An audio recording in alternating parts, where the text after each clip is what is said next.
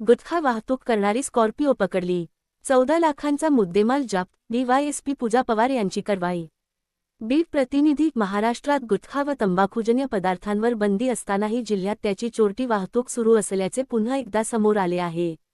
बीड ग्रामीण पोलीस ठाण्याच्या हद्दीत पांढऱ्या रंगाची स्कॉर्पिओ गाडी पकडून सुमारे 13,74,140 रुपयांचा प्रतिबंधित गुटखा व तंबाखूजन्य माल जप्त करण्यात आला. ही कारवाई दि. 4 फेब्रुवारी 2026 रोजी सकाळी 9 वाजता महालक्ष्मी चौक, धुळे, सोलापूर रोड परिसरात करण्यात आली.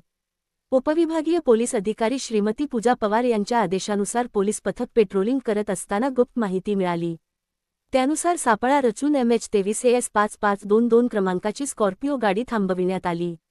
गाडी थांबताच एक संशयित इसम पळून गेला, तर चालक लक्ष्मण राधाकिसन खांडेकरा मळसवळा ता.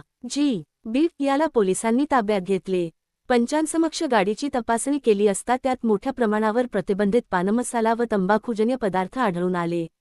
जप्त करण्यात आलेल्या मालामध्ये खालील ब्रँडचा समावेश आहे: हिरा पान मसाला, केसरयुक्त विमल पान मसाला, रॉयल 220 टोबॅको, V1 तंबाखू.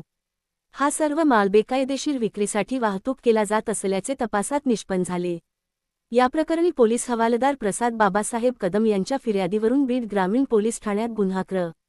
45/2026 नोंद करण्यात आला असून भारतीय न्याय संहिता 2023 च्या कलम 123, 223, 274, 275 अन्वये गुन्हा दाखल करण्यात आला आहे.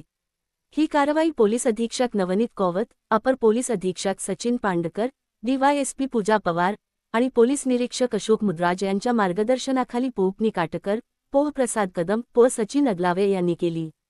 दरम्यान, जिल्ह्यात सुरू असलेल्या गुटखा तस्करीवर आळा घालण्यासाठी पोलिसांनी कारवाईची मोहीम अधिक तीव्र करण्याचे संकेत दिले आहेत.